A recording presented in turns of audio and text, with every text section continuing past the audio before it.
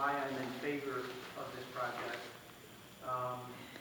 I see the opportunity for 300 or 400 jobs being created that our Taylor residents are going to have first crack at. I see an opportunity to add some usable green space, be it a pocket park, or walkways into that neighborhood.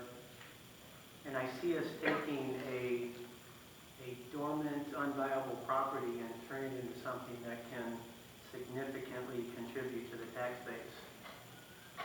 So I see a lot of opportunity there. In order for me to want to take advantage of the opportunity, though, I've got to make sure that we're listening to the resident concerns and that we're able to mitigate and eliminate those concerns. We've heard a lot of comments about noise, about traffic, about lighting, and about property values.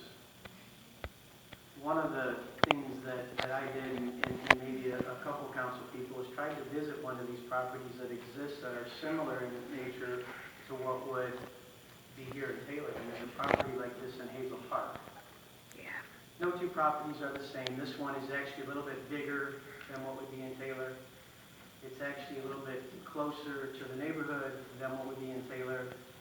And there's really not as much of a barrier in terms of a berm, trees, foliage that are separating the property, the warehouse to the residential area. And my thought was if Ashley was able to mitigate these sorts of concerns at that property, it gives me a lot of confidence that we could do the same here in Taylor. So anyways, visited the property, actually talked to the city manager out there.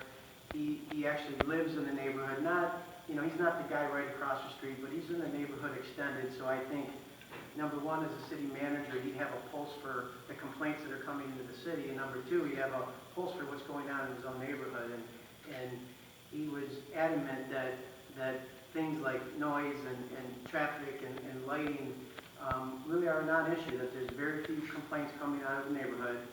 And over the 3 or 4 years that there have been, he assured me that Ashley is always very responsive to addressing those complaints. So again, I see John